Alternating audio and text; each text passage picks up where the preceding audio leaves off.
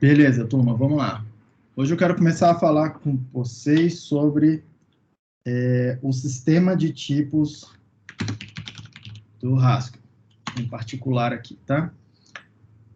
Então, primeira coisa, o que é tipo, né? O que a gente vai chamar de tipos, tá? Opa, tá, nossa, secando aqui.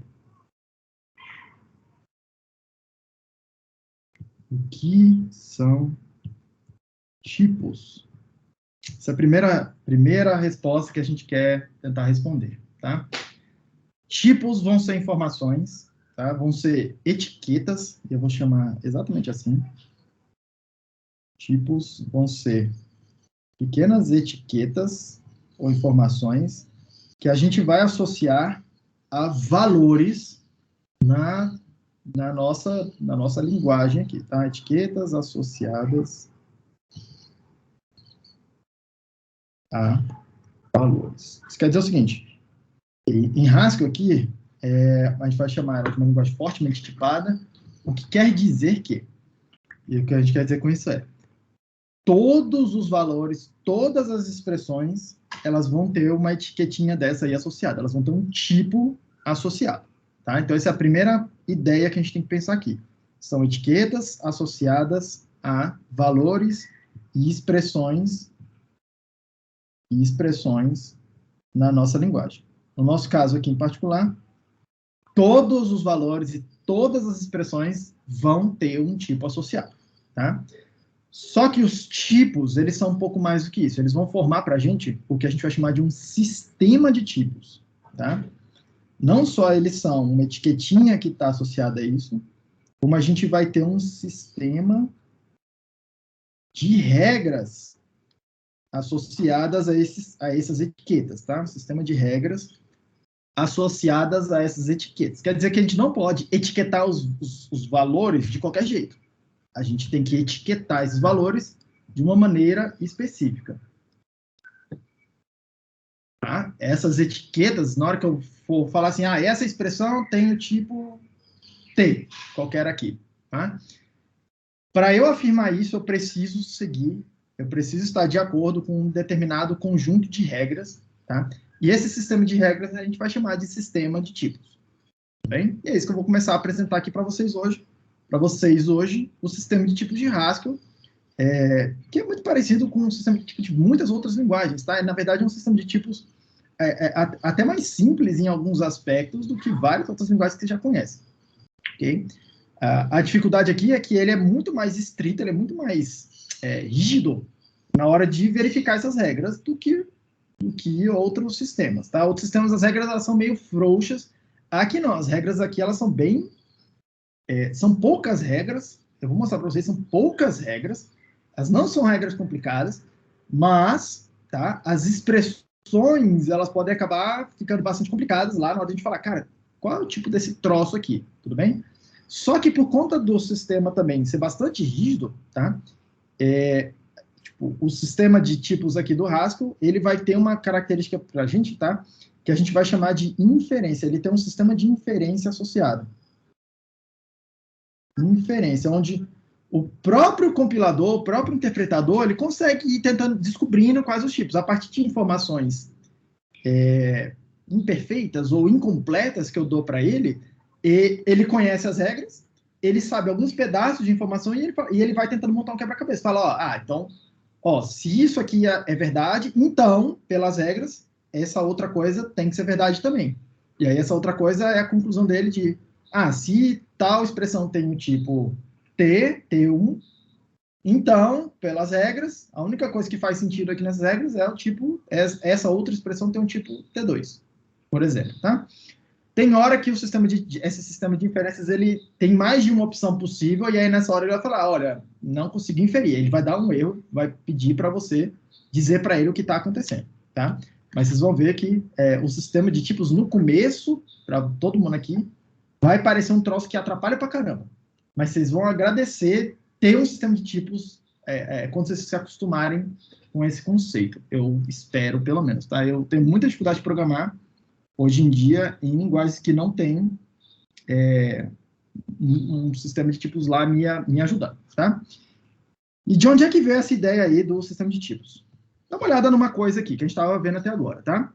Nas aulas passadas, a gente definiu, a gente embutiu a álgebra booleana no cálculo lambda, tá? E aí a gente definiu da seguinte forma: a gente construiu um conjunto que eu vou chamar de B, dos tipos booleanos, tá? Que tinha dois elementos lá dentro. Um deles que eu chamei de T, de verdadeiro, tá? O outro que eu vou chamar só de F, que é o que não está pagando. O F, que vai associar o valor falso, tá? Esses dois caras aqui são duas expressões lambdas que a gente definiu da seguinte maneira. O T, a gente definiu como sendo lambda x, y, ponto x. Eu recebo duas entradas e eu copio na saída a primeira delas. Isso aqui a gente chamou de verdadeiro. E o falso, a gente definiu da seguinte forma. Lambda x, y. Pego duas entradas e eu copio na saída a segunda entrada. Foi isso que a gente fez, tá? E a gente definiu algumas funções, entre elas, uma função not, que ela tem a seguinte cara, tá? Lambda b, e aí ela faz o seguinte, ela pega um valor booleano, tá? E ela é para funcionar como a negação. Então, se eu receber verdadeiro, eu quero entregar o falso, se eu receber o falso, eu quero entregar o verdadeiro, tá? E aí, para fazer isso, a gente define ela assim, ó, b, f e t. Beleza? Essa função aqui funciona como not, tá? Tem lá nas notas de aula, como é que chega nela. É interessante vocês fazerem como exercício, apesar disso não estar na lista. Ir lá e colocar, no lugar do... Passar para essa função aquele t que está definido ali e ver que está falso, passar o falso e ver que dá verdadeiro, tá? E aí percebam, tá? Ela é feita para funcionar da seguinte forma, né? Not de t é para produzir o falso, not de f é para produzir verdadeiro, tá? Ela funciona assim. Mas olha só uma coisa. Nada me impede, nada na linguagem aqui, no cálculo lambda, nada me impede de passar uma coisa para essa função que não seja nem o t nem o f, passar uma outra coisa qualquer, tá? Por exemplo, eu posso vir aqui e pedir para a função, quanto que é o not de lambda x ponto x? Por exemplo, repare que essa expressão não é nem verdadeira e nem falso, mas é uma expressão válida no cálculo lambda, tá? Aí olha só o que está acontecendo, ela vai olhar e falar, naquelas regras, esse not, ele é aquela função ali, né? Lambda b, f, t, isso que está recebendo, lambda x ponto x. Aí ele está vendo lá, ó, opa, tem uma abstração e uma aplicação, posso fazer redução beta, tá? Eu posso fazer redução beta, então eu posso escrever aqui, vou eliminar o lambda b, vou substituir o b pela expressão que eu estou recebendo lá na aplicação. Então vai ficar assim, lambda x ponto x f t. E aí perceba, ó, nesse lugar aqui, nesse ponto aqui, tem uma abstração com uma aplicação. E eu posso falar, opa, eu sei fazer redução beta desse negócio. Então, posso vir aqui fazer outra redução beta, tá? Lambda x recebendo f, vai produzir f, e aí sobrou o t. E aí lembre que o f está escrito ali do lado esquerdo, lambda x, vírgula y, ponto y, está recebendo o valor t. Eu posso fazer redução beta, uma abstração, vendo uma aplicação, tá? Então vai sobrar, ó, substitui todas as ocorrências de x na expressão aí dentro por t, tá? Vai sobrar lambda y, ponto y, que é o resultado final. Isso aqui está na forma normal, e aí acabou a execução. Então, repare, not de lambda x ponto x, tá? É igual a reduz para, melhor, tá? Reduz para lambda y ponto y, tá bem? Que é sinônimo, né, de lambda x ponto x, tá? Lambda x ponto x. Repara que esse valor aí, coincidentemente, é um ponto fixo dessa função not. Mas olha só, tá? Nada me impede de fazer isso aqui. Nada me impede de fazer isso aqui. Tudo bem? O que o sistema de tipos vai fazer para mim? Vai me impedir de fazer isso, porque eu quero fazer funções que elas fazem sentido num determinado contexto. Por exemplo, essa função not, ela faz sentido para mim se esse B for um elemento daquele conjunto B ali que eu defini antes. Mas eu gostaria de impedir, tá, que o programador desavisado, ou eu mesmo, tá, o programador desavisado pode ser eu mesmo que escrevi lá o programa. Mas um programador desavisado venha e entregue para essa função not um outro valor que produza algum resultado. Vocês percebam aqui que a computação não quebrou, ela produziu um resultado, tá? Mas é um resultado que eu olho e falo, cara, mas o que significa isso aqui que eu acabei de fazer? Pode ser que isso aqui seja útil em algum contexto, mas em vários contextos eu quero impedir que isso aí aconteça, tá? O que está acontecendo, então? O que eu gostaria? Opa. O que está acontecendo? Tá? Eu tenho aqui, ó, que é o que está acontecendo aqui. Eu tenho um conjunto, que eu chamei de P, tem um valor T, tem um valor F. Eu tenho um outro conjunto, vou chamar só de B aqui também, tá? Que tem T e tem F. E aí eu defini uma função not que mapeava T em F, F em T. É isso que o not está fazendo. Vou até anotar aqui. Not está fazendo, tá? Só que esse B é um subconjunto de um conjunto maior, que eu vou chamar de alfa maiúsculo, tá? É um subconjunto de todos os elementos, de todas as expressões válidas no cálculo lambda, tá? E no B, ele está mapeando, como a gente viu lá, o que ele está produzindo não é só elementos do B. Ele, na verdade, está produzindo algum outro elemento nesse mesmo conjunto, que eu estou chamando de alfa, tá? De todos, que tem todas as expressões válidas do cálculo lambda, tá? A minha função not, ela mapeia vários carinhas aqui, de um lado para o outro. Vários carinhas aqui de um lado para o outro. Só que vários desses mapeamentos aqui, ó, eles não fazem muito sentido na minha aplicação. Isso não faz muito sentido para mim. Eu gostaria de eliminar essa possibilidade de eu escrever isso aqui, tá? E o sistema de tipos é para isso que o sistema de tipos vai servir, tá? Para a gente eliminar esses caminhos aqui, ó. Para eu restringir o que é que pode entrar na minha função, tá? E aí eu vou falar, a partir de agora eu vou ter alguma forma de falar, olha, aquela função not, ela não aceita qualquer entrada, ela aceita entradas que estão nesse subconjunto aqui.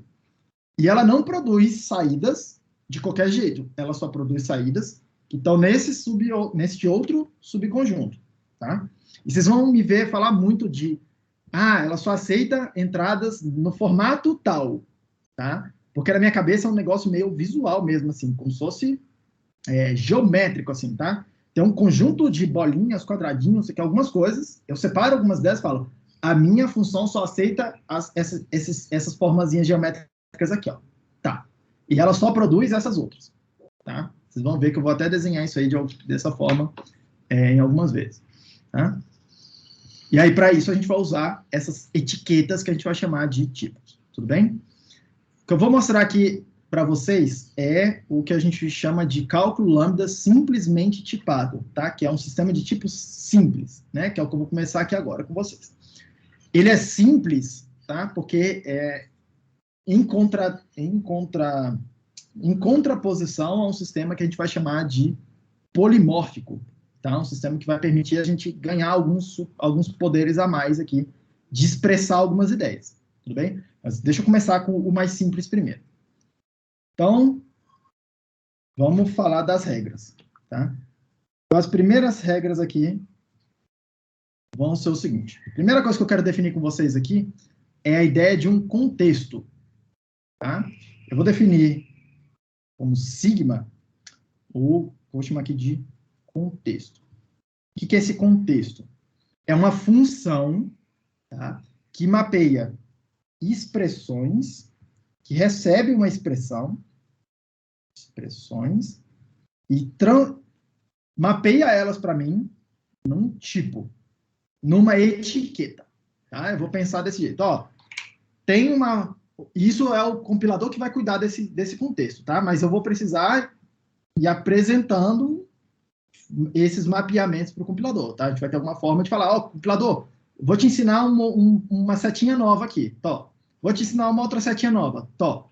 E aí ele vai guardando, e vai construindo, vai aprendendo essa função que eu vou chamar de contexto, e ela faz isso.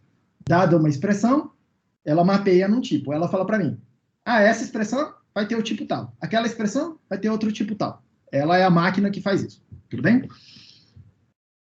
Beleza. E aí, as regras que eu quero seguir, tá? As duas primeiras regras são as seguintes. Uma regra aqui que eu vou chamar de const, a regra das constantes e a regra das variáveis. Vocês vão ver que são muito parecidas, tá? Deixa eu até começar pela regra das variáveis. Porque ela literalmente as variáveis que vocês viram aí no cálculo, tá? Ela vai falar o seguinte pra gente, tá? Ela vai falar o seguinte pra gente. Se você me der um contexto sigma, tá? O contexto sigma vai ter que dizer para mim, eu vou poder concluir a partir dele, o resultado de olhar esse contexto, tá? De eu conseguir usar esse contexto, vai falar o seguinte para mim. Uma variável x tem o tipo tal. Aí você repara, é a saída é a conclusão daquela função que é o contexto. Você me dá um contexto, sigma, você me dá uma expressão x. E eu vou dizer que essa expressão tem o tipo tal. Tal é a etiqueta que está associada a esse x, tá? Isso aqui vai ser verdade quando, tá? Quando x com a etiqueta tal pertencer ao contexto. Tudo bem? Então, o que essa regra está falando para mim? Vamos ler com calma aqui, tá? E aí, eu não vou ficar cobrando essa sintaxe aqui com vocês e tal, mas vocês vão ver que acaba sendo comum, acaba sendo útil você entender a notação que está aqui, tá? Dessa anotação lógica aqui. Ela fala o seguinte, ó. Se o que está em cima da barrinha for verdade, então o que tá embaixo da barrinha tem que ser verdade. É uma conclusão lógica daquilo, tá? Se em algum momento eu apresentei, na hora que eu estou lá construindo o meu contexto, eu apresentei essa informação, que x, a expressão, a variável x, tem o tipo tal, tal é um tipo, é o nome do tipo. X tem o tipo tal, e eu falei isso para o contexto, toda hora que eu for lá no contexto e entregar para ele a variável x, a expressão x, tá? Que é uma variável, ela tem que dizer para mim, x tem o tipo tal. É isso que está escrito aí, tá? Só que eu preciso, obviamente, ir falando, preciso ter alguma regra associada para poder dizer essa parte de cima aí, tudo bem? O compilador, o interpretador, o que vão fazer? Vão pegar a parte de cima, que eu entrego para ela, já vou mostrar para vocês como é que isso aparece na linguagem, e vai inferir a regra de baixo toda hora que ele for consultado. Tem uma variação dela, que é a regra das constantes, tá? As variáveis, lembrando, variável é alguma coisa que está ligada no corpo do lambda. Isso aqui é o que a gente está chamando de variável. Tá? Isso aqui é o que a gente está chamando de variável. No cálculo lambda só faz sentido falar em variáveis nesse contexto aí. Tá? Tem as variáveis livres e tem um monte de coisa, mas assim, só faz sentido falar em variáveis, no grosso modo aqui, simplificando um monte de coisa, no contexto da abstração. Tá?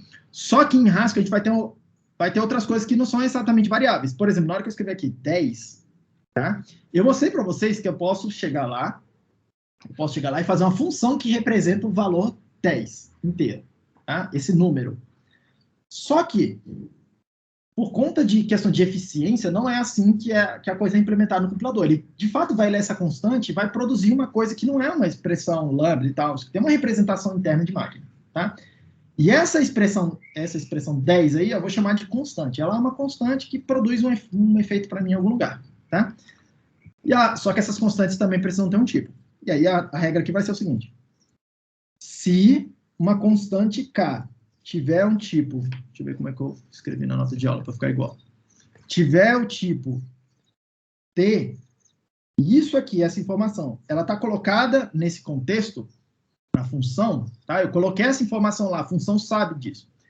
Toda hora que eu utilizar essa função para perguntar o tipo da expressão K, ela tem que me responder que o tipo é T, tá? E aí aqui, a gente vai ler isso aqui sempre dessa forma, tá? Isso aqui quer dizer o seguinte, K tem... Opa, melhorar. Por que eu não estou conseguindo apagar? A expressão K tem tipo T. Tudo bem, gente? É isso que quer dizer essa anotação aqui. Tudo bem? Mesma coisa aqui, ó. A expressão X tem tipo tal. Tudo bem, gente? Como é que eu apresento isso? Como é que eu falo isso para minha linguagem?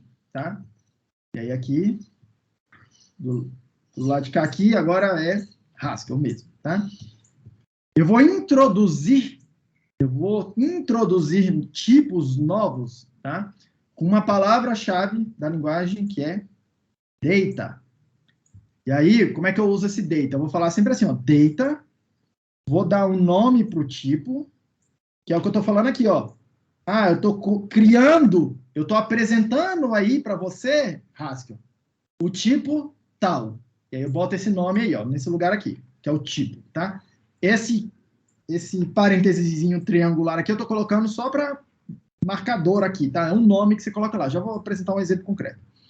Você vai fazer o igual e vai mostrar para ele quais são as expressões que tem aquele tipo tal. Tudo bem? Então, o que você está falando aqui para ele é, olha, X tem o tipo tal. X, aparecer alguma coisa tipo assim, tá? Ó, data tal igual a X. Basicamente é isso que você está falando lá. Ô, compilador, se liga aqui. Toda vez que você vê essa expressão X, sintaticamente aí no meu código, pode ter certeza, eu estou te afirmando que ela vai ter o tipo tal. Tá bem? E aí você trabalha com essa informação aí. Agora, essa informação não é estranha mais para você. Tudo bem? Exemplo. Esse exemplo. Tipo de dados. Tá. Espera aí, pessoal. Deixa eu... Exemplo. Vou mudar minha tela aqui.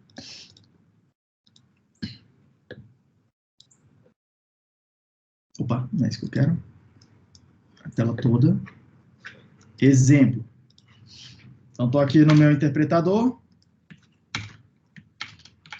Criei um arquivo em branco aqui, tá? No lado esquerdo, vocês estão vendo meu editor de texto. Do lado direito, vocês estão vendo meu terminal. Por algum motivo, o meu editor de texto resolveu não colaborar comigo hoje para ficar tudo integrado aqui, mas vai dar certo. Então, criei um arquivo vazio aqui, ele chama tipos.hs, depois eu vou botar ele para vocês lá. Vamos criar um tipo aqui, tá? Vou falar aqui para minha linguagem, ó, data. Vou criar um tipo novo que chama T, simplesmente T. Vou falar assim, tem um tipo T, tá? E aí aqui eu vou listar as expressões que tem aquele tipo T. No caso aqui, eu quero apresentar para ele duas expressões. Uma que eu vou chamar de T1, e aí o que eu quero falar é, compilador, T1, esse texto aí, esse símbolo T1, tem o tipo T. É isso que eu estou falando. Se eu quiser botar mais expressões, eu vou vir aqui separar elas com esse caracterzinho que é o caractere do ou, né? E aí vou falar para ele, compilador, T2 tem o tipo T também. Então, toda hora que você vê T1, ela tem o tipo T. Toda vez que você enxergar aí T2, tem o tipo T. Beleza? Vou salvar. Stack REPL. Vou carregar aqui no meu interpretador. Repare uma coisa, tá, gente? Ó, se eu pedir para ele mostrar, se eu perguntar para ele o tipo da expressão T1, eu não carreguei nada ainda, ele vai falar para mim, eu não sei o que é isso. Eu não sei o que é isso. Tá? Data Constructor Not in Scope. Já vou melhorar e vou dar nome, vocês vão entender o que é esse Data Constructor. Ele está falando para mim assim, o programador, não sei o que é esse T1 aí. Você nunca me falou o que é esse T1, tá? Vou carregar meu programa lá, que chama tipos.hs. Carreguei ele. E agora eu vou perguntar de novo. Compilador, qual que é o tipo da expressão T1? Aí ele vai falar para mim, T1 tem tipo T. E aí repare que no meu caderno aqui, ó, aqui na matemática, tá? A gente está escrevendo tem tipo com 2 pontos e o Haskell diz essa coisa do tem tipo com 2 pontos, 2 pontos, tá? 2 pontos, 2 pontos. Tudo bem? Mas é exatamente a mesma coisa. Se eu perguntar para ele, compilador, fala para mim qual que é o tipo da expressão T2. Ela vai falar assim, T2 tem o tipo T. É o que aquele data está falando para mim. Repare, o que eu fiz aqui? Eu apresentei, eu construí um tipo novo que eu chamei de T. Repare que o T é só um símbolo, T1 é só um símbolo, T2 é só um símbolo. Tudo bem? 3 símbolos. Primeiro, e aí muita atenção nisso aqui agora. O T1, T2 vão ser o que a gente vai chamar de valores. Deixa eu escrever isso. É o que eu acabei de fazer ali, né? O data T é igual a T1 ou T2. E aí aqui, muita atenção, porque eu vou chamar isso aqui de valores. Essas expressões T1 e T2 são 2 valores possíveis, que agora existem no meu mundinho que eu estou trabalhando aqui. E o T é o que eu vou chamar de tipo. Tipo. Tudo bem? E aí essa linha de comando, essa linha que a gente fez aqui, eu disse para o meu compilador, disse para o meu interpretador, eu estou afirmando para ele que T1 tem o tipo T, e que T2, a expressão T2, o valor T2 tem o tipo T, tá? Muita atenção, porque isso aqui já vai dar para a gente um conceito. Eu vou desenhar isso aqui a primeira vez, vocês vão me ver desenhar isso aqui, e isso aqui vai dar origem a uma bela discussão aqui sobre abstrações no futuro, tá? Mas olha só, o que a gente acabou de fazer aqui foi criar 2 mundinhos separados no contexto do nosso programa, tá? Aí, deixa eu... A gente acabou de criar 2 mundinhos. Deixa eu escrever isso aqui de novo. Data, T igual a T1 ou T2. E aí a gente acabou de fazer o seguinte. A gente criou um mundinho, que eu vou desenhar como se fosse um plano aqui, que é o mundinho dos valores. E aí tem uma coisa aqui que mora aqui, ó, T1, e tem um elemento que mora aqui, que é o T2. E aí eu criei um outro mundinho, tá? Inclusive eu vou chamar ele de um mundinho, eu vou sempre desenhar ele em cima, porque para mim é um mundinho superior, tá? Que é um outro plano, que é o mundinho dos tipos. E aqui eu criei um valor só, um elemento só, que é o T. Beleza? E aí o que eu fiz ali naquele data T igual a blá blá blá? Eu disse que a sombra do T, tá? O T é o tipo aqui, ó, ele é uma coisinha aqui. A sombra dele, quando eu jogo uma luz aqui, a sombra desse T ilumina aqui, ó, pega uma regiãozinha que tem aqueles 2 valores T1 e T2. Tudo bem? Eu vou dizer, repare, tá, gente? Eu vou dizer que esse mundinho de cima, ele é mais abstrato, tá? O que eu quero dizer com isso? Ele quer dizer que eu perco informações quando eu subo para ele, tá?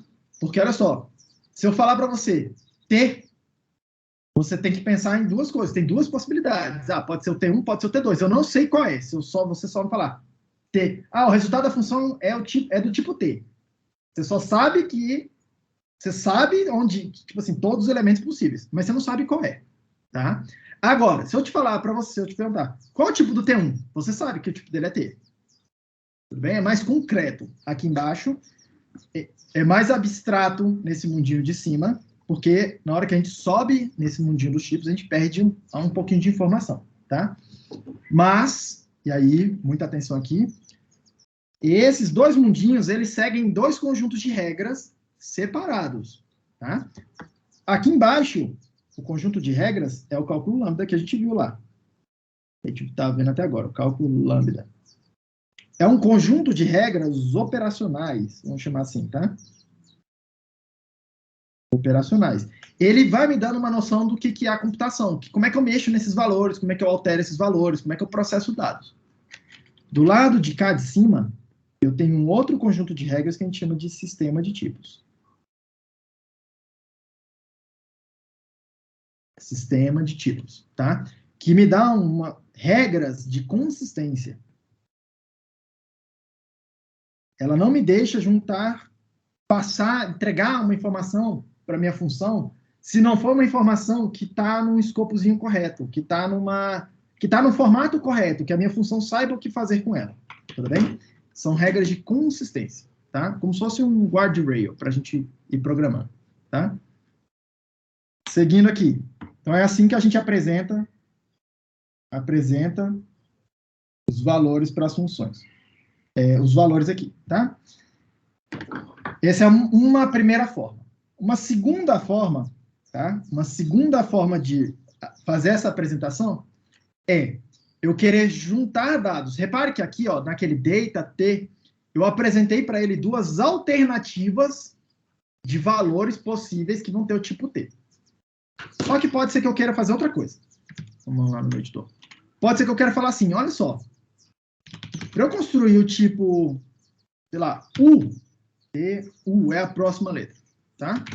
Eu posso querer falar para o meu compilador assim, cara, compilador é o seguinte, para fazer um valor do tipo U, tá? Um valor do tipo U, eu preciso juntar dois valores do tipo T.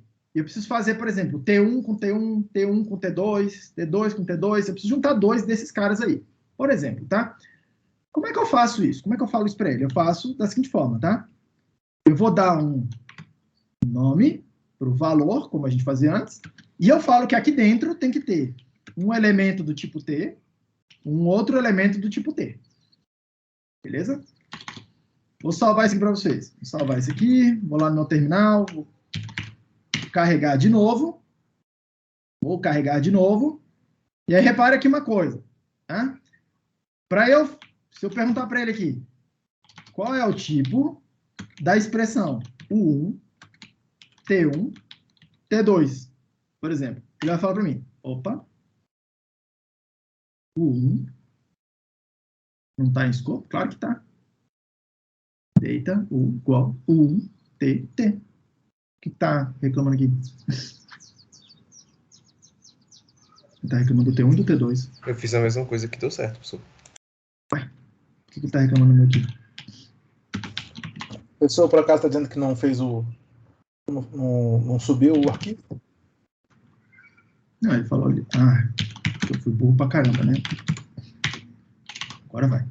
Porque eu descarreguei, ó, botei lá o 2.0 e não botei o nome do arquivo. Aí ele carregou nada. Foi burrice da minha parte. Vamos lá de novo. Quem sabe faz ao vivo, né? Aí eu pergunto aqui pro compilador, compilador, qual que é o tipo dessa expressão toda aqui? Ó? Repare que tudo isso aqui tá, ó, U1, T1, T2, é um valor, e esse valor tem um tipo. U. Foi o que eu falei para ele. Opa, tem um outro elemento que pertence a esse conjunto U, tá? Pode ser esse outro elemento aqui, ó. U1, T1, T2 é outro valor diferente. Eu pergunto para ele, qual que é o tipo desse negócio? U. Do mesmo jeito, tudo bem? O que eu acabei de fazer aqui?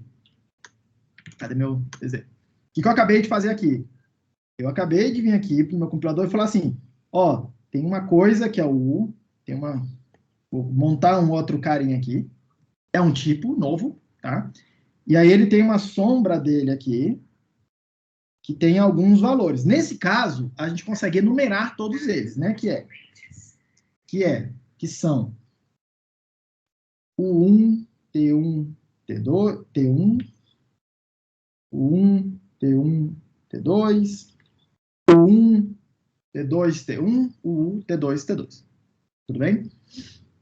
A gente apresentou um outro tipo de possibilidade de construção de dados aqui. U1, T, T, tá? Eu vou dar nome para esses dois caras, porque essas duas espécies de tipos, tá? São duas espécies diferentes, e eles são essencialmente as duas espécies de tipos que a gente vai usar aqui durante para expressar todas as ideias que a gente vai querer. A gente vai adicionar uma pitadinha de uma coisa a mais, mas são as duas espécies que vão existir para a gente, tá? Eu vou chamar o primeiro aqui, ó, de tipo soma. Tipo soma. Tá? E eu vou chamar esse outro cara aqui de tipo produto. E a ideia de chamar de soma, vem de da ideia mesmo de quantos elementos tem nesse conjunto aí, desse tipo, tá? O T1 e T2 tem 2 elementos. Por quê? Porque o T1 é um elemento mais um elemento do T2. A soma disso aí dá o número de elementos que tem no T. O U tem 4 elementos, que é a multiplicação dos 2 elementos do T com 2 elementos do T. 2 vezes 2 dá 4, tá? Por isso que a gente chama de tipo produto e o tipo soma, tá? O tipo soma, em vários lugares, em várias outras linguagens, o tipo soma, vocês vão ver eles com o nome de enumeração. Enumeração, tá? Eles são tipos, ou enum, ou enumeração, simplesmente, tá?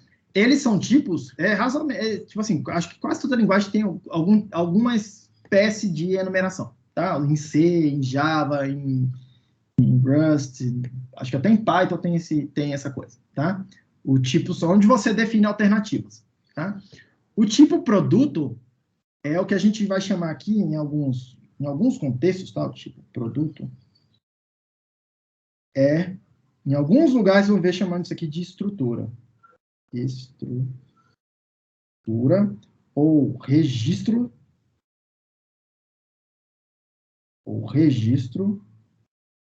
ou tupla. Tupla, tripla, N tupla, né? Uma tupla com N coisas, porque pode ter N elementos lá dentro, não só 2, tá? Vocês vão ver com esse nome aqui, tá? Mas nem toda linguagem tem esse tipo aqui, porque esse cara é o que a gente vai chamar de soma tagueada, né? Soma etiquetada, tá? Eu sempre consigo saber de onde que veio os elementos, porque tem um elemento lá, ó, T e um outro elemento T, mas deixa eu explicar aqui, deixa eu escrever. Quando eu escrevo assim, U1, T1, T1, apesar de que isso aqui é do tipo T e esse aqui também é do tipo T, eu sei que esse cara aqui é o elemento que está à esquerda, ou o primeiro elemento, e esse cara aqui é o elemento que está à direita, sintaticamente à direita, ou na segunda posição, e eu consigo sempre diferenciar eles pela posição, aqui no meu caso, tá? Nem toda linguagem permite fazer isso, tá? Tipo, permite separar, assim, essa coisa, tudo bem? Aí já tem algumas variações por aí. Mas é isso que a gente vai chamar. Tipo soma, eu listo as alternativas das expressões. O tipo produto, eu obrigo alguém a ter que ter todos aqueles dados para produzir o tipo. E é para isso que serve, tá? O tipo produto obriga alguém, o programador aqui, a falar assim, olha, para produzir um elemento desse tipo U, eu preciso ter 2 informações, obrigatoriamente. Se eu não tiver uma delas, ou se eu não tivesse as 2 informações, não vai rolar. O tipo T aqui, para eu produzir, eu posso ter o T1, e aí eu consigo produzir. Eu posso ter o T2, e aí eu já consigo produzir. Eu não preciso ter as 2 informações para produzir. Qualquer uma daquelas informações que está na lista ali, já serve para eu fazer o que eu preciso fazer aqui com esse cara. Tudo bem? São alternativas meio que excludentes. No outro, são obrigatoriamente eu preciso combinar informações. Tudo bem, gente? Alguma dúvida até aqui?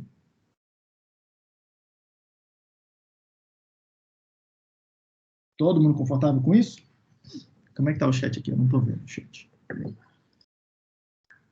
Todo mundo confortável com isso? Vamos para frente, então. Tá? Esse aqui é o mecanismo básico para a gente apresentar os tipos, para construir todos os tipos. Tá? Teoricamente, a gente pode usar isso aqui para construir tudo. Os números, os caracteres, a parada toda. Tá? Só que alguns tipos vão ser fornecidos para a gente como primitivos. Tá? Vou chamar aqui de tipos primitivos. Quer dizer o seguinte, a gente pode pensar neles, pode raciocinar sobre eles, como se fosse um tipo soma, um tipo produto, mas na prática, o compilador tem alguma outra representação interna lá para lidar com eles, pensando em eficiência, tá? Alguns deles aqui, já vou listar aqui para vocês. O tipo int. O tipo int representa inteiros, tá?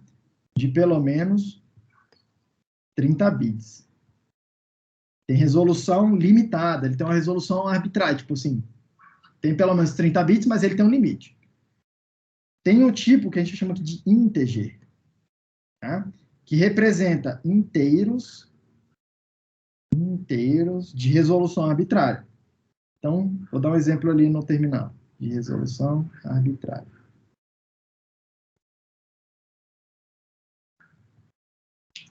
Resolução arbitrária. Então, vamos aqui no terminal para exemplificar. Então, por exemplo, ó, se eu falar assim, se eu perguntar o tipo, qual é o tipo da expressão 10 com tipo int? E é assim que eu assino, que eu aviso para o meu compilador, ó, eu quero que naquele valor 10, você coloque a etiqueta int. Ele vai falar para mim, por óbvio, isso, o resultado dessa coisa aqui é int, tá? Qual que é o tipo dessa coisa aqui, se eu falar com a etiqueta integer? Obviamente, é integer, tudo bem? Aí repare uma coisa aqui. Se eu botar um valor, um dado, um número aqui bem grandão, tá? Aqui acho que eu não vou conseguir representar uma coisa muito boa aqui de cabeça. Vamos ver aqui. Se eu botar um número bem grandão aqui e perguntar o tipo desse negócio, deixa eu ver aqui. Esse número B eu quero guardar para depois, tá? Deixa eu pensar uma coisa aqui. Preciso fazer uma conta. Uma conta que seja alguma coisa assim, ó. Sei lá. 10 elevado a sexta. Deixa eu ver se ele vai entender isso aqui. Só um segundo. Tipo disso aqui. Peraí.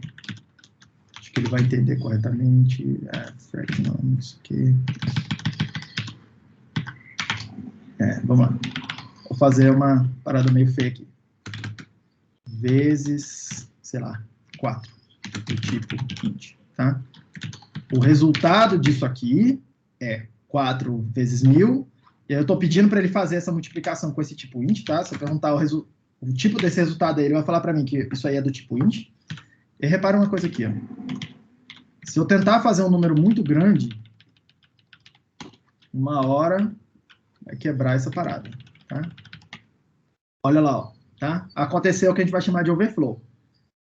Eu estou tentando produzir, como resultado daquela expressão lá, um número que é muito maior do que o que eu consigo representar na resolução da máquina aqui para essa representação. Tudo bem? Ele falou assim, ó, inclusive ele deu warning e falou, cara, essa parada aqui tá fora do tamanho aqui do int que eu vou representar, mas eu vou fazer alguma coisa com ele. Aí repare que a conta deu um resultado todo doido lá, tá? Ao contrário, se eu tivesse falado que isso aqui são dois integer, ixi, caramba, não estou enxergando aqui. Se ao contrário eu tivesse falado que são dois integers, tá? Ele vai dar certinho a conta. Porque esse integer, ele arruma lá uma representação interna de tal forma que ele vai crescendo lá o tamanho da memória que precisa para representar aquele número, tá? Qual o problema de usar o integer? É bem mais lento. Umas 100 vezes mais lento do que as operações normais com ints, tá? Fora isso, para fazer isso aqui que eu acabei de fazer em C já é um trauma, tá, gente? Já é um parto, tá? Seguindo. Outro tipo que vai ter aqui, outros dois tipos, tá? São o tipo float, o tipo double. Todos eles, esses dois caras servem para representar número de ponto flutuante,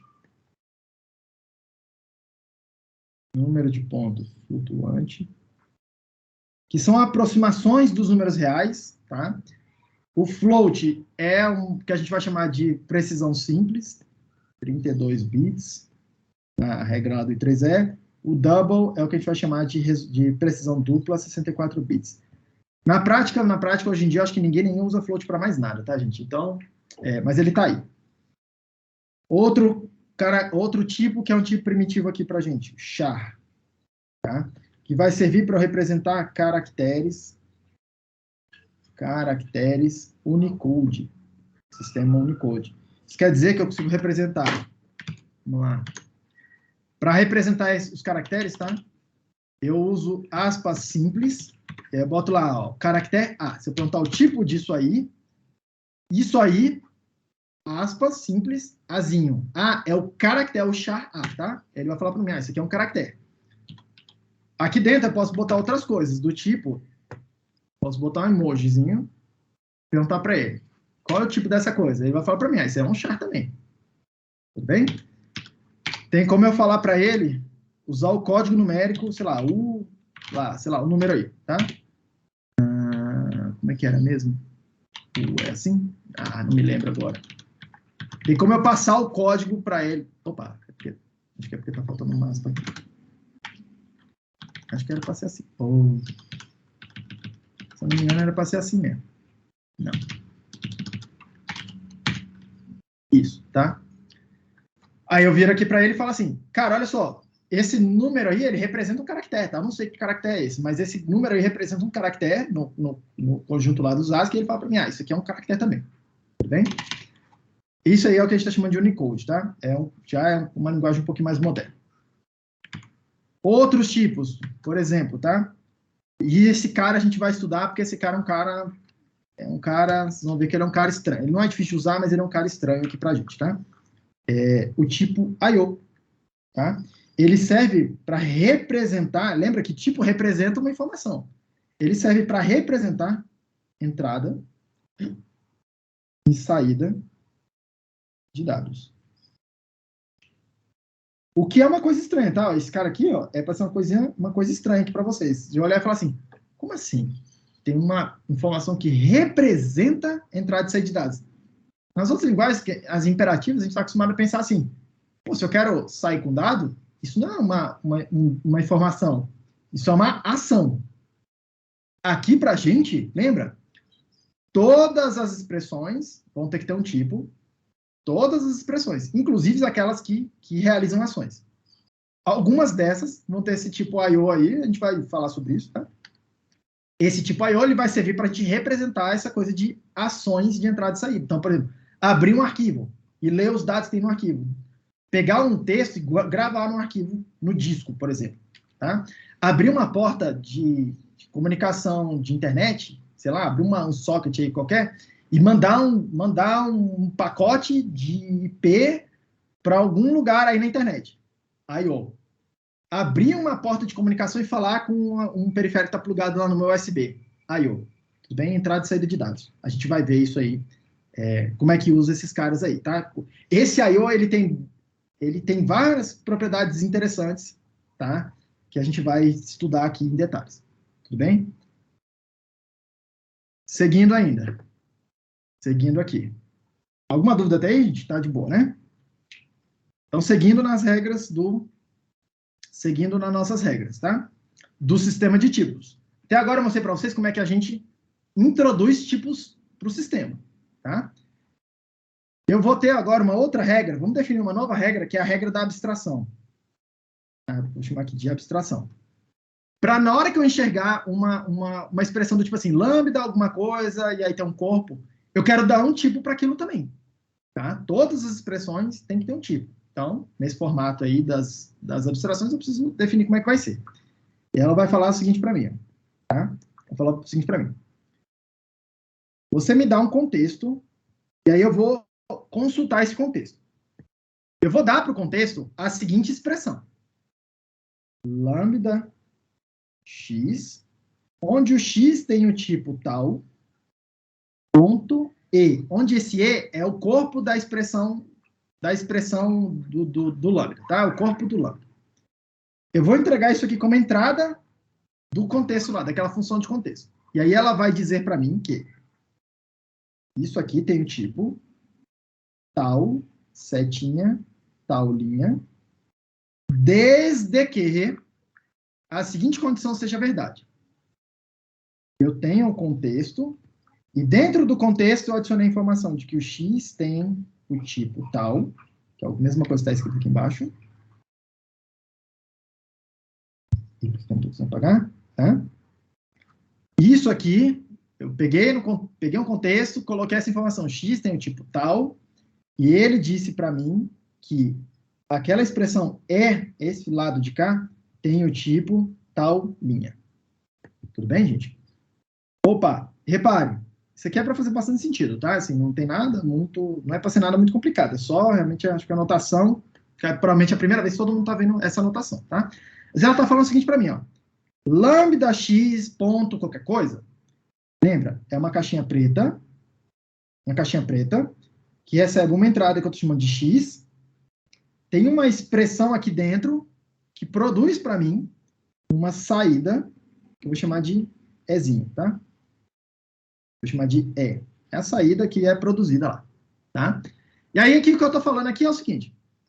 Se o X tiver o tipo tal, e o Ezinho que for produzido, a saída, tem o tipo tal linha, isso é o que está escrito aqui em cima. Ó. Se o X tem tipo tal, se o Ezinho, que é a saída, tem o tipo tal linha, isso quer dizer que essa caixa aqui, ó, essa caixa aqui, ela vai ter o tipo tal, setinha, tal linha. Beleza, gente? É um nome. Eu estou dando um tipo para funções, para aquelas caixinhas ali. Então, todas as minhas funções vão ter um tipo também, tá? Todas as minhas funções vão ter um tipo também. Isso não é para ser estranho para vocês, tá? É só realmente a anotação, que provavelmente é a primeira vez que vocês estão vendo. Mas vou fazer aqui um parêntese mudando de linguagem para uma linguagem que pode ser um pouco mais familiar. Quando vocês estão em C ou C++, vocês escrevem alguma coisa do tipo assim, tá? Para declarar funções. Int, sei lá, func, int, func, aí você escreve, sei lá, int, x. Quando você escreve isso daqui, para declarar uma função lá, o que você está falando? Você está falando que vai existir uma caixinha preta, uma caixinha. O nome dessa caixinha é func. Do lado de cá entra um x que tem o tipo int, que é isso que está aqui. Na saída você vai produzir, vou chamar de y, tá? Você vai produzir um y que é do tipo int, que é isso que está escrito aqui. Beleza? E aí, lá dentro do compilador, em C, ele vai fazer isso, tá? Ele vai falar assim, ah, beleza, então func é uma função, e ela tem o tipo int para int. Tudo bem? Mesma coisa internamente, é só porque vocês nunca viram essa notação aqui, tá? Então, é o tipo das funções, tá? Então, tipo das funções. Vou até dar um nome para ele aqui. Tipo das funções. Em Haskell vai aparecer assim, tá? Olha aqui, ó. Vamos lá. Se eu pergunto para ele o tipo da função, vamos pegar uma função, sei lá, not, uma função só de uma entrada. Olha lá, o tipo dela é bool, setinha bool. E aí indica para mim que, como quer que seja definido esse not, eu não sei como é que é, tá? Mas eu sei que ela vai ser alguma coisa tipo assim, lambda x, esse x obrigatoriamente é do tipo bool, e aí tem uma expressão lá dentro que produz um valor, e esse valor é do tipo bool. É isso que está escrito aí. Tá? Só funciona se eu apresentar para ela coisa do tipo bool, e ela, dado um valor correto, ela produz para mim um valor do tipo bool. Tudo bem? Seguindo, eu posso falar no tipo das aplicações. É a última coisa que tem para a gente fazer, tá? É a última coisa que tem para a gente fazer, é falar das aplicações, que é como a gente entrega os dados para as funções. Beleza? Então, eu vou criar uma regra aqui que eu vou chamar de aplicação, application, e ela vai falar assim para mim, ó. Você me dá um contexto para eu consultar, eu coloco na entrada do contexto e eu vou perguntar para ele qual é o tipo da expressão E1 aplicado à expressão E2. Lembrando que E1 quer dizer uma expressão sintaticamente válida. O E2 é uma expressão sintaticamente válida. Tá? E aí, esse contexto vai responder para mim. Isso aqui tem o tipo tal linha se o que tiver em cima for verdade. E aí eu preciso, para poder chegar a essa conclusão, duas coisas, tá? Que seja. Você me dá o contexto. E aí, o E1 precisa ter o tipo tal para tal linha, que é o tipo das funções que está aqui. Bem? O E1 precisa ser uma função para fazer sentido aplicar, entregar um valor para ela. Se ele não tiver esse tipo, o sistema de tipo já vai falar, cara, tem alguma coisa errada por aqui, porque eu não sei dizer o que você está tentando fazer, tá? Eu já vou mostrar para vocês. A segunda coisa que tem que acontecer é, você me dá um contexto, e dentro desse contexto, a expressão E2 tem que ter o tipo tal. Por que ela tem que ter o tipo tal? Para fazer sentido. Porque esse tal aqui tem que encaixar com a entrada do que a minha função entende. Tudo bem? Exemplo. Então, vamos lá. Exemplo. Existe um valor, que é o true, que é do tipo bool. Existe um valor que é o falso, repare, letra maiúscula, inicial maiúscula, tá? Que é do tipo bool, tudo bem? Que é do tipo bool. Existe uma função, que a gente chama de que tá lá, not, que é do tipo bool para bool. Isso quer dizer que, se eu fizer not de true, isso aqui é uma expressão que ele vai olhar e falar assim, opa, repara aqui, ó, do jeito que está escrito, not true tá no formato dessa regra aqui de baixo, da aplicação. Tá? É uma aplicação. Do lado esquerdo tem uma coisa, tem um espaço e tem um outro termo. Aí ele vai lá e vai olhar, então, se essa regra aqui ele consegue satisfazer. Aí ele vai lá, é um. Qual é o tipo do not? O not tem o tipo tal para tal linha? Opa, tem, né? Porque o not é bool para bool. Aí ele fala assim, check, isso aqui é verdadeiro. Não só isso, eu sei que tal tem que ser igual a bool e que tal linha tem que ser igual a bool. Por conta do tipo da função que eu estou dando para ele. Na hora que eu entrego a função que tem um tipo específico, repare que ele sabe calcular algumas informações, tá? Opa, o E1 que eu dei para ele, que é o not, tá? Vou até escrever aqui. E1 é igual a not, e o tipo desse negócio é bool para bool. Aí ele vai tentar, bool para bool. Aí ele vai olhar se essa parte da regra é verdadeira. O E1 tem tipo, tá, alguma coisa para setinha outra coisa? Tem. Beleza. Só que a partir desse momento eu já sei uma informação mais concreta. Porque olha só, eu sei que o tal não é qualquer coisa, é bool. E eu sei que o tal linha não é qualquer coisa, é tal linha, é bool também. Beleza? Aí ele vai para a segunda parte da regra, para essa parte aqui, ó. Ele quer checar se o E2 tem tipo tal. Quem é o tal? Repara que ele já descobriu, tá? Ó, tal é bool. O tal é bool ali, ó. True. True tem tipo bool? Sim. Tá? Que é o E2 é igual a true. Isso aqui tem tipo bool. Aí ele vai falar, beleza, isso aqui tá ok, isso aqui tá ok, tudo encaixou. Então ele vai poder afirmar, opa, legal, então eu já sei que o resultado daquela expressão lá, not true, é telinha. Quem é o telinha? Bool. E aí quando eu perguntar para ele, ele vai lá e vai falar para mim, o resultado disso aqui é bool. Agora, eu quero que vocês prestem muita atenção numa coisa que é o que eu acabei de fazer. Eu fiz essa checagem de tipos sem executar o programa. Em nenhum momento eu calculei quanto que é a saída da função. Em nenhum momento eu calculei a saída da função. Eu não sei quanto que é a saída da função até agora. Tá? Eu aqui, ó, calculando na mão, eu não sei o que o not faz. Eu sei porque eu sei, mas eu nunca vi a definição dele. Vou imaginar que é uma função que eu nunca vi. Eu só vi os tipos. Mas eu sei calcular que isso aqui está consistente. É isso que o meu sistema de tipos está falando. Ele não está calculando o valor na saída e vendo se está o valor certo. Ele só está pegando essas peças e falando, olha só, o que você botou aqui no lugar da entrada, no E1, tem esse tipo aqui. Faz sentido? Faz. Uma coisa que não faria sentido. Então, por exemplo, se eu colocar aqui uma coisa que não é uma função, por exemplo, esse falso não é uma função, ele vai falar para mim, cara, essa parada aí não encaixa. Você me dá uma coisa, e aí no lugar do E1, eu fui tentar avaliar a regra, tá? Eu fui tentar avaliar a regra, e ele não tem esse formato que está escrito aqui em cima, para mim. Tudo bem? É isso que está escrito aí, ó. Could not match expected type. Bool para T com actual type bool. A função falso, tá vendo? Ele está achando que essa função é esse valor aqui, ó, essa coisa que eu dei para ele, ele está achando que é uma função. Mas eu dei para ele uma coisa que não é uma função. Ele falou para mim, cara, isso aqui não faz sentido. Eu não sei o que fazer com isso. É isso que ele está falando para mim, tá?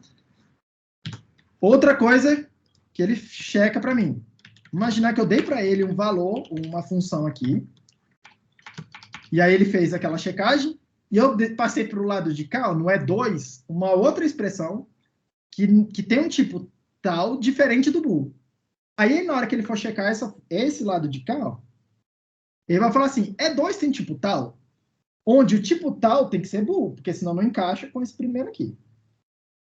Tem tipo bool? Opa, não tem. Não tem. Ele está vindo para mim. É isso que está escrito lá, tá?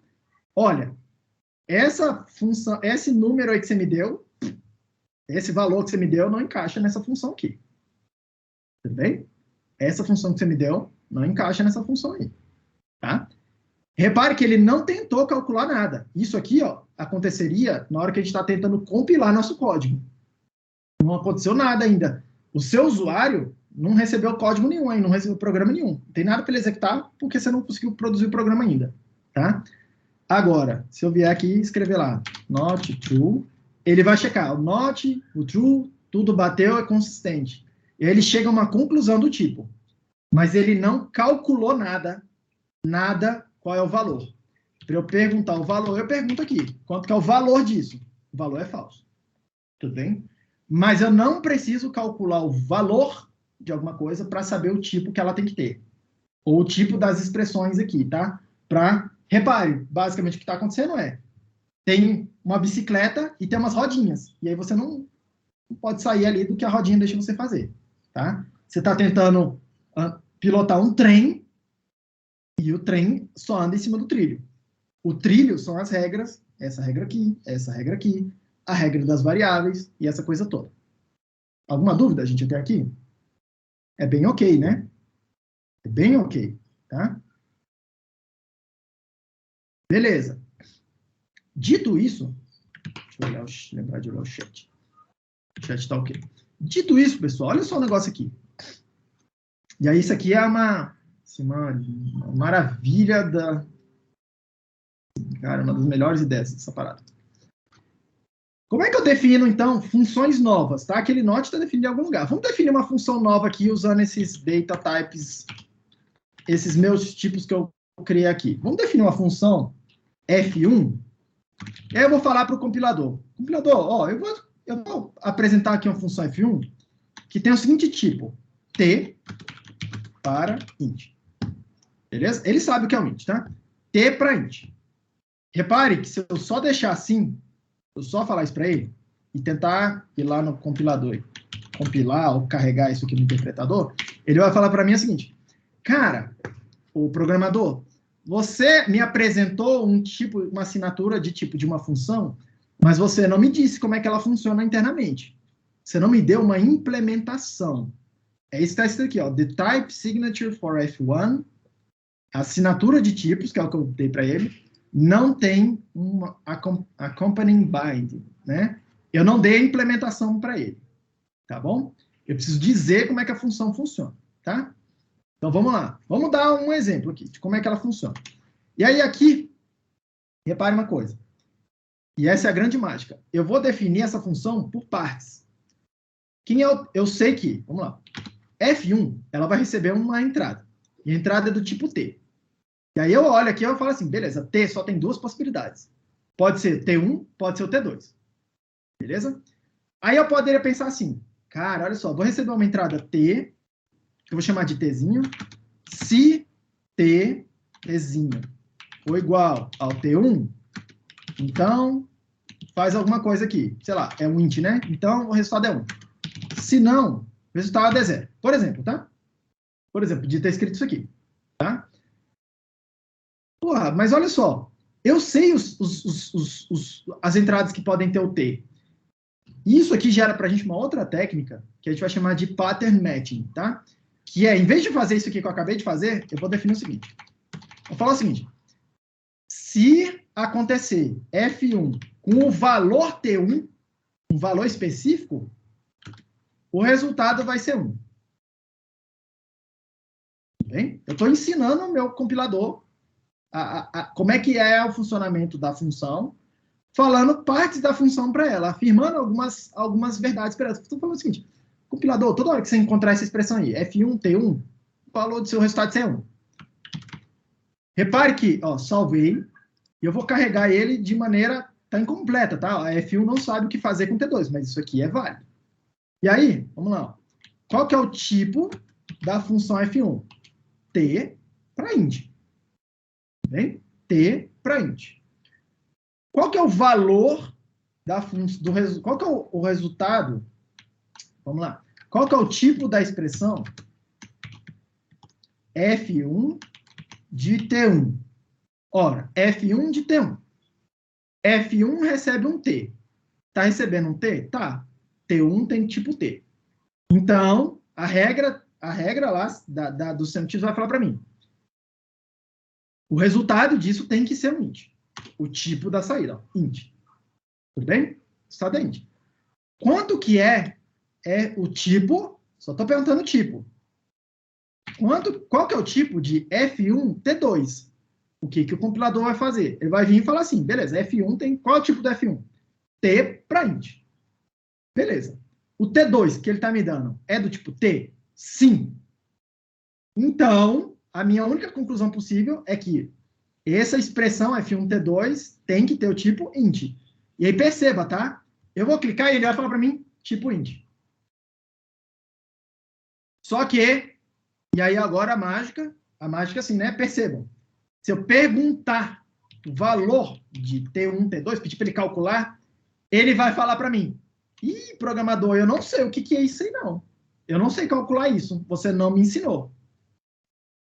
Você não me ensinou a calcular isso. É isso aí que está escrito. Você não me ensinou a calcular F1 quando tem essa entrada. Se eu perguntar para ele quanto que é F1 de T1, ele vai lá na lista e fala, ah, F1 de T1 eu sei, é 1. Mas F1 de T2, você nunca me disse o que é isso. Qual é o valor que isso tem que ser? Como é que calcula isso? Então, eu não sei calcular. Tudo bem? Então, primeira coisa.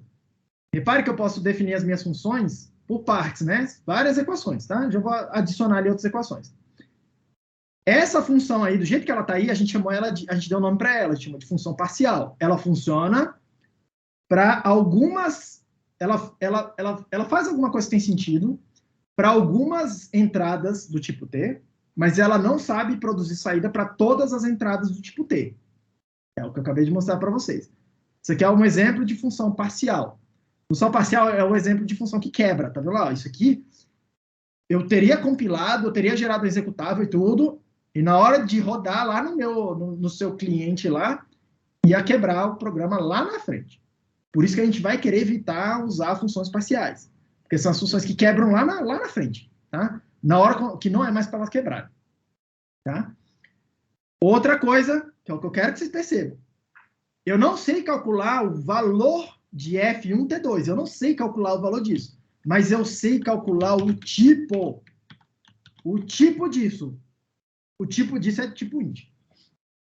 É isso que eu quero que vocês entendam aqui hoje. O mundinho do sistema de tipos, ele tem um conjunto de regras de cálculo que vão checar a consistência, se eu estou dando os dados corretos e tal. Mas ele não checa se... Ele não calcula os valores, a parte operacional do programa. Tá? Só que em algum momento eu vou querer...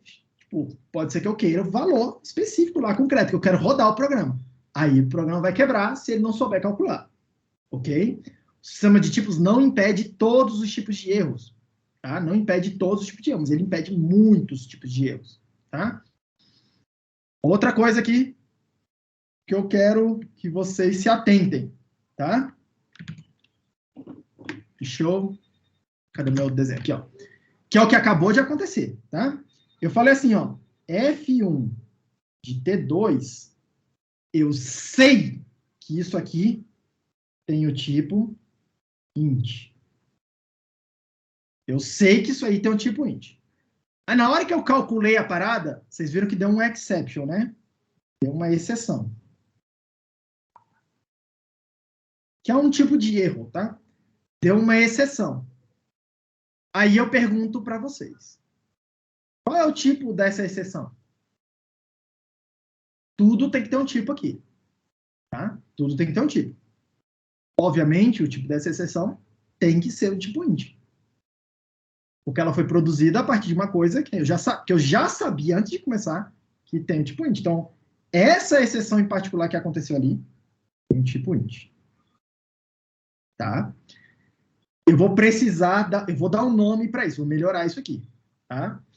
Eu vou dizer que, eu vou dar um valor meio que genérico, tá? Um valor meio que genérico, que eu vou chamar de bottom. Eu vou escrever ele assim, ó, o símbolo dele é um Tzinho de cabeça para baixo. Eu vou chamar ele de bottom, bem? E eu vou falar que, e aí perceba, tá? Eu não estou provando, mas isso aqui meio que começa a ficar claro. Todos os tipos têm o bottom lá embutido dentro deles. Isso quer dizer o seguinte. Cadê essa figura aqui? Na hora que eu declarei o T1, T2 do tipo T, sem querer, não, eu não fiz por querer, mas aqui dentro eu coloquei, vou fazer de branco. Aqui dentro eu coloquei um valor que não está declarado aqui, ó, não declarado aqui, que é o bottom, ele está implícito nesse tipo. Na hora que eu declarei o U, tá? Eu adicionei um outro cara aqui, ó, que é o bottom, que está implícito, tá? E o bottom vai servir para eu falar sobre esses valores, são valores meio estranhos, são erros, são loops infinitos, são, entre aspas, erros, tá? Para todos os efeitos, para a gente, eles estão tentando pegar essa ideia dos erros, tá? Mas mesmo os erros aqui para a gente vão ter um tipo, tudo bem? Mesmo os erros vão ter que ter um tipo, porque senão, isso aqui não faria sentido, ó. O sistema, a lógica do sistema de tipos não faria sentido. Se eu não consigo dizer que esses fenômenos aí têm um tipo também. Isso é um conceito um pouco estranho, tá? Normalmente o pessoal não usa. Nas outras linguagens, acontece erro à torta e à direita e não tem nenhum mecanismo para a gente pensar sobre eles, para a gente calcular os erros. E é isso que eu vou tentar fazer, tá? Eu quero provar teoremas em cima dos meus programas. Quero falar assim, cara, olha só, é impossível acontecer esse bottom. Ou então, se você me der o bottom, que é um erro, eu garanto para você que meu programa vai saber corrigir, tipo, se recuperar desse erro. Eu garanto para você, eu estou provando, uma prova matemática. Brá! Tá? Ou então, eu consigo provar que se acontecer um erro aqui no ponto do meu programa, esse erro vai aparecer na saída. Eu não vou ser capaz de produzir a saída corretamente. Bom, eu provo isso. Tá? A gente vai provar várias coisas interessantes relacionadas a esses erros. Tá? Porque a gente quer... Lembra, uma das coisas que eu quero aqui com vocês é meio que reaproximar, tá? Essas dois ramos que são a computação e matemática, que normalmente vocês aprendem eles, vocês estudam aí, ó, pessoal de engenharia de computação especial, cálculo 1, vocês fazem física 1, cálculo 2, cálculo 3, vocês fazem um monte de matemática, vocês aprendem a programar e parece que são duas coisas que não tem nada a ver uma coisa com a outra, tá? O que eu estou tentando fazer aqui com vocês é construir as bases para a gente reaproximar essas duas ideias, tá? Programação e matemática. Lembrem que programação veio da matemática, tá? Óbvio que eu não vou ficar... Tipo, aqui não é um curso de matemática, mas eu quero aproximar um pouco mais para vocês, porque isso vai gerar técnicas interessantes, técnicas de programação interessantes que vocês não pegariam se não fosse assim, tá? Vamos lá. Para eu completar a minha função aqui, tá? Ó, F1 de T2, eu vou dizer que o valor é 0. Tudo bem? E aí, se eu carregar isso aqui de novo, tipos.hs, agora minha função sabe o que fazer. Quando eu dou o T1, sabe o que fazer quando eu dou o T2. Beleza, gente? Tudo bem, né? Vamos chamar assim. Agora, minha função F1 virou o que a gente chama de função total. Para todos os valores do tipo T, ela sabe o que fazer, tá? Ela é sensível, né? Ela me dá alguma coisa razoável. Ela consegue produzir alguma coisa razoável, tá? Alguma dúvida até aqui, gente? Vamos lá. Essa técnica aqui que a gente chama de pattern matching, tá? A gente vai declarando a função em várias equações que são mais especializadas. Vamos fazer um outro exemplo aqui com aquele data type U ali, ó. Vamos declarar a função F2, que vai ter o tipo U. Ah, deixa eu mostrar uma coisa antes disso. Certo. Repare que eu coloquei a assinatura de tipos explicitamente aqui. Mas se eu comentar e eu nunca falar, eu não vou falar para o meu compilador qual é o tipo da função F1. Eu só vou falar as duas equações, tá? F1 T1 igual a 1, F1 T2 igual a 0. Só dei as duas equações para ele. Escrevi as duas equações, tá? Comentei, salvei. Se eu carregar esse negócio de novo, eu nunca falei, eu programador, mas se eu perguntar para ele, qual que é o tipo da função F1, o compilador, interpretador, qual é o tipo desse negócio? Ele vai olhar e falar assim, cara, essa parada aqui As entradas possíveis são T1 e T2. T1 e T2 são do tipo T. Então, claramente, só tem entrada do tipo T. Claramente.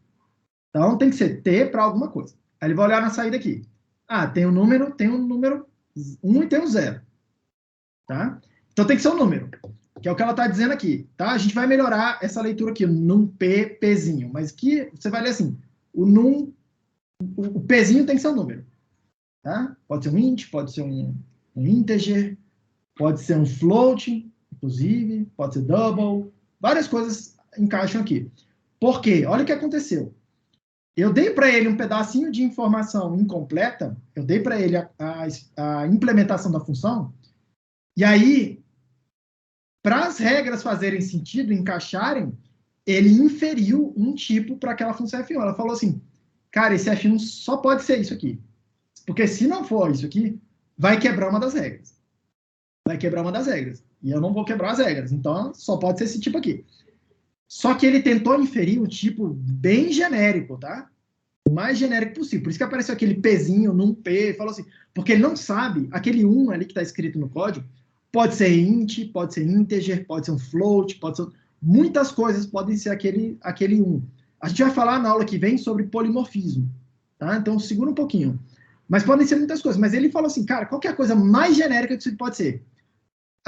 Aquela coisa num ali, que eu vou melhorar na aula que vem, tá? Vou explicar o melhor.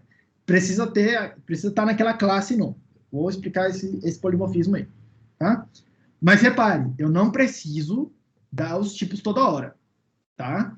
Inclusive é bastante útil, eu mesmo, pessoalmente, quando eu estou programando, várias vezes eu coloco o tipo, para expressar uma intenção, mas às vezes eu não estou conseguindo resolver a parada, e aí eu apago o tipo, e aí eu peço para o compilador, e pergunto para ele, me dá então o tipo, o que você acha que é essa parada? Aí ele compila e fala assim, cara, ó, essa parada que você está tentando fazer é do tipo tal. Isso me dá uma puta informação tipo, para eu saber, cara, então é aqui que eu estou errando. E a gente vai usar essa informação ao longo do tempo, tá? Para programar assim, usando os tipos para guiar a nossa programação. Isso é extremamente útil, tá? Mas por enquanto, vai sacando essas regras aqui, tá? Vocês reparem que todas são regras razoavelmente ok, tá? Não tem nada muito esquisitão até agora, né? Vamos ver aqui se eu estou deixando alguma coisa. Olha só, outra coisa que o compilador vai fazer, tá? Ele checa para a consistência desses tipos. Então, olha só, se eu falar para ele, se eu der uma equação onde eu falo assim, F1, a entrada é do tipo T e a saída é do tipo numérico aí, 1. É um número. Na segunda equação, eu falo para ele, F1 é a mesma função, F1, a entrada é do tipo T, só que eu vou falar para ele assim, não, mas se você valor com esse padrão aqui, ó, T2, a saída é para ser um caractere Azinho. Em Python, isso aqui é possível, tá? Exatamente o que eu estou escrevendo aqui. Aí a parada acontece lá, a mágica lá dentro. Aqui ele vai olhar e falar assim, cara, deixa eu ver, o que você está fazendo aí, o programador? Tem alguma coisa estranha aí, tá? Tem alguma coisa estranha aí. Porque uma equação tem que ter o tipo T para número. A outra equação fala que eu tenho que ter tipo T para char. E uma coisa não conversa com a outra, porque eu não tenho nenhuma forma de juntar uma coisa mais genérica que junta para mim o char com o número. E aí deu pau. Ele não sabe. Ele tá falando para mim, cara, isso aí que você tá fazendo tá muito estranho. Eu não vou aceitar isso aqui. Tá? Outra coisa que ele vai virar para mim e falar, na saída tá ok. Mas imagina que o padrão na entrada é um padrão que não encaixa também. Porque olha lá, na primeira equação eu tô falando. Tem um padrão, esse padrão tem o tipo T. E a saída é um número. Aí eu fiz outra equação para a mesma função. É a mesma função, tá? Tem que encaixar o tipo. 1 não tem tipo T. Claramente, não está na lista do tipo T que eu declarei, olha lá, tipo T. Não está nesse tipo. É o tipo numérico, é o tipo número, né? Não número. E o T não é um número. Então, se eu tentar fazer isso aqui, as duas coisas também não encaixam. Olha lá, ele está falando para mim, cara, esse 1 nesse lugar aí não faz sentido. Ele não encaixa com as regras. Tem alguma coisa errada aí, eu não vou aceitar isso. Tudo bem, gente? Em várias linguagens isso aqui seria aceito, tá? Porque o compilador vai falar assim, vou converter isso naquilo, vai fazer uma confusão com essas entradas aí, tá tudo implícito lá. Ele faz alguma coisa, só que o que ele está fazendo? Ele está fazendo um monte de coisa escondida para tentar, sei lá, para tentar entender o que você está fazendo. Aí ele faz um monte de coisa escondida. Aqui em Haskell, o que ele está fazendo? Ele está falando, compilador, se você não der coisa aqui certinha, explícita para mim, explícita, eu não vou aceitar. Então se vira, seja mais explícito, cara. Cuida melhor do seu código aí. Eu não vou ficar fazendo conversões malucas de código, de tipos, de valores, e não vou fazer nada escondido de você. É isso que o compilador está falando para mim. Eu não vou fazer nada escondido de você. Se você fizer alguma coisa que não encaixa bem, você cuida de fazer as conversões aí no teu código, tá? Porque eu não vou ficar fazendo nada nas suas costas. Eu não vou fazer nada automático para você. É isso que ele está falando para a gente aqui, tá? No início, vou repetir. Isso vai ser meio chato de programar, porque vocês não estão acostumados a programar assim. Não estão acostumados a programar com um compilador que é mais... peraí, isso aqui eu não aceito, tá? Mais chato nisso. Mas vocês vão ver que depois vocês passarem um pouco essa barreira inicial, a primeira lista vai falar só sobre o que eu estou falando aqui. Define um tipo, faz um tipo para representar essa informação aqui. Por exemplo, na lista 2, já vou adiantar. Vão ter duas partes lá, os exercícios, tá? Primeiro, vocês vão estar modelando, vão criar um tipo específico e algumas funções de álgebra booleana, só que uma álgebra com mais de 2 valores, tá? Por exemplo, quando vocês estudaram VHDL lá em sistemas digitais, vocês usaram um tipo do I3E que tinha lá 0, 1, que tinha autoimpedância, que tinha o valor indefinido, que tinha o valor L, né, que é o zero fraco, o H, que era o verdadeiro fraco. Tinha uma lógica desses casos. Vocês vão implementar um tipo para representar isso aí, e fazer as funções lá com isso aí.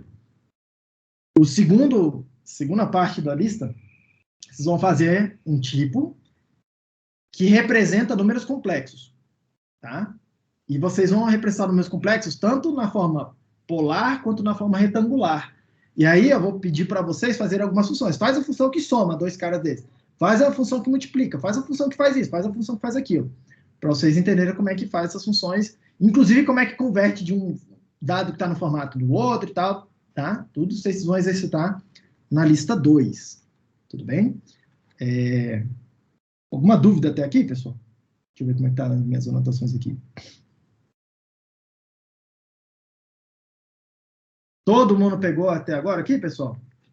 Eu queria aproveitar os últimos 10 minutinhos aqui. Como é que tá o chat? Ninguém tá com a mão levantada. Deixa eu aproveitar os últimos 10 minutinhos para eu apresentar aqui para vocês onde é que vocês veem a documentação das coisas. Eu vou parar aqui. Na aula que vem eu vou falar sobre polimorfismo. Eu vou estender essas regras para poder falar, algumas coisas um pouco mais genéricas para vocês. Para falar assim, olha, essa função, por exemplo aqui, essa função F1, tá? Ela só aceita dados do tipo T. Mas se eu quisesse falar alguma coisa assim, tipo, olha, eu queria que essa função F1 funcionasse para os tipos T e U. Ou para qualquer tipo que tem essa característica aqui, ó. Bum, e eu expresso uma característica. Eu quero não precisar ficar repetindo a mesma função para vários casos particulares, tá? Eu quero fazer uma função mais genérica. É para isso que vai servir o polimorfismo. E aí o compilador especializa ela para mim. É isso que a gente vai falar na aula que vem, tá? Em Haskell tem alguns mecanismos de polimorfismo. E, cara, vão abrir assim, um mundo de coisas interessantes na segunda metade da disciplina, tá? Esse polimorfismo de Haskell aqui. É isso que eu vou falar na aula que vem, mas eu queria mostrar para vocês 2 lugares, assim, primeiro lugar, algumas ferramentas úteis, tá? Primeiro lugar onde vocês vão para encontrar documentação, para encontrar pacotes, é o Hacked. Procura no Google Hacked, vocês vão cair aqui. The Haskell Package Repository. Tá? É o lugar onde está o código e a documentação dos pacotes públicos de Haskell. Então, vocês mesmos podem ir lá, criar um pacote e colocar aí. Tá? Não é nada complicado. O Cable, o Stack, essas ferramentas, elas vão aí nesse lugar, nesse repositório aí, tá? Nesse site, entre aspas, e pegam os pacotes aí, pega o código-fonte, compila para você, faz a coisa toda. É isso aí que eles vão pegar, esse aí é o repositório, tá? E aqui tem uma busca. Então, um dos pacotes mais elementares aqui, tá? É um pacote que a gente chama de Base. Você bota lá na busca. Base é o primeiro que aparece aqui, tá? Quando você clicar, você vai ver que ele tem vários módulos aqui dentro, ó. São essas listinhas aqui dentro, tá? Várias paginazinhas, né? São vários módulos. Eu vou explicar esse sistema de módulos um pouco mais para frente. Tem um módulo aqui que chama Prelúdio. Prelúdio, tá? Que, se vocês forem olhar aqui, ó, no meu terminal, é o módulo que está carregado quando eu começo o interpretador. É o módulo que é carregado em todo, por padrão, tá? É o módulo que é carregado em todos os programas em Haskell. Você pode pedir para ele não carregar, mas por padrão ele é sempre carregado. Se você clicar aqui, você vai ver o que tem lá, o que ele já te dá. É um módulo bem grande, tá? Ele se carrega uma tonelada de coisa. Então, o que vai ter aqui? Vai ter o tipo booleano. E aí, se você pode olhar o código-fonte, tá? O tipo booleano não é nada especial na linguagem. Ô, diacho, não está aparecendo o código-fonte. Só porque eu falei. Em algum lugar... Ah, sacanagem, né? Em alguma hora vai funcionar isso aqui, tá? Você consegue acessar o código-fonte dessa parada aqui. É um arquivão enorme e tal. Tem um código-fonte. Lá dentro tem isso assim, data bool igual a falso, barrinha, true. Igualzinho eu defini aqui, ó, o T1, T2. Só que, em vez de T1, T2, tem escrito true, falso, e em vez de T, tem escrito bool. Igualzinho, tá? O tipo booleano não é nada especial. A lista, vários tipos não tem nada especial aqui. Eles são declarados na própria linguagem, tá? Tem algumas funções. Por exemplo, aqui, ó, o E booleano. Aqui tem a explicação dele. E aqui tem a assinatura de tipos, ó. Bool para bool para bool. O ou, bool para bool para bool. O not, agora vocês já conseguem ler isso aqui, tá? O otherwise, nada mais é do que o valor para um sinônimo de true, tá? Nada mais é do que o valor true. Tem esse data maybe, que ele recebe um azinho, é o que a gente vai começar a falar na aula que vem sobre polimorfismo. Vai aparecer aqui, lista, ó, o char, tá? Data char. Vai aparecer coisas, várias classes, um monte de coisas. Deixa eu dar um pouco mais para frente aqui. Várias. Tem muita classe aqui. A gente vai falar sobre na aula que vem, tá? Classes e tal. Deixa eu ver o que mais. Funções. Quero funções. Aí, ó, funções. Subtrair, subtract. Subtrair 2 números, tá? Testar se o número é par, testar se o número é ímpar. O GCD, né? O greater é o... Nossa, como é que chama isso aqui, gente, em português? É o maior denominador comum, tá? Elevar uma potência. Converter, ó, de um número para um inteiro. Converter um número real para um número fracionário. Aí, conversões de tipos aqui, tá? A gente vai falar de semigrupo. A gente vai falar de monoide, tá aqui. Tá? A gente vai falar de functor. Então, tem essa função aqui, ó, fmap, tá definida por um monte de caras aí. Enfim, uma tonelada de funções já úteis para mexer com lista, para mexer com um monte de coisa, tá? Mexer com lista, com valores, lá, end, or, enfim, tá? Tem um monte, dê uma olhada nesse cara. Outro lugar que vai ter muita informação e vai ser muito útil para vocês é o Google. Google. É o Google do Haskell. Google, tá? Que é uma ferramenta de busca para você buscar por informações. Então, por exemplo, cara, eu não sei, tipo assim, eu vi lá no código de alguém a função que chama map. Aí eu venho aqui, peço para ele, cara, o que é esse map? Ah, e ele vai falar para mim, cara, esse map está definido em vários pacotes aí. Nesse base aqui, ó, no prelúdio, tem um map lá, tem essa assinatura. Se você clicar aqui, ele vai te levar lá. Ele vai te levar lá no map e vai falar, e aí tem a explicação do map, tá? Tem exemplo, tem a coisa toda. Você pode buscar pela assinatura. Eu posso perguntar para ele, cara, eu preciso de uma função que tem essa assinatura aqui, ó, de bool para bool. Aí ele te mostra, tem o not, tem essa função aqui que é uma coisinha, tem essa função error to false, error to true, not is bottom. ignore. Tem um monte de função aqui, ó. É uma busca, tá? É uma busca lá no Hackett. Altamente útil. Todo mundo por me rasca usa essa ferramenta aqui, tá? Outro que vocês vão consultar menos, tá? É o Stacked. O Stacked é o repositório que ele cria o que a gente chama de versões, tá? É o build, esses package sets aqui dele, os conjuntos de pacotes. O que ele faz, tá?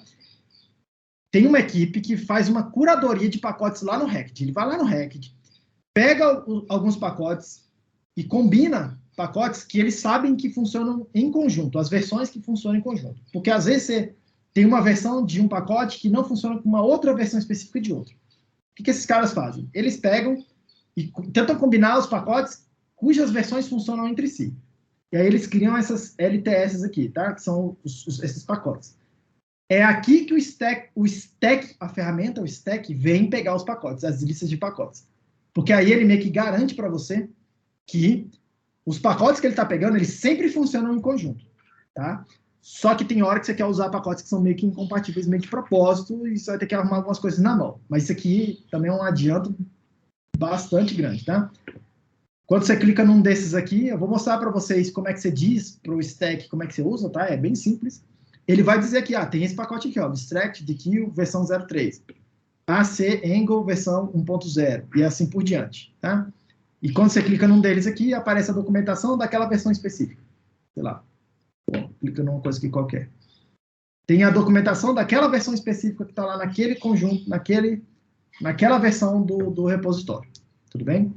Extremamente útil, vocês vão usar essa ferramenta aqui também. Menos do que as outras duas primeiras, tá? Mas vão usar bastante. Alguma dúvida, gente, até aí? Acho que tá de boa, né? Vou parar aqui, então.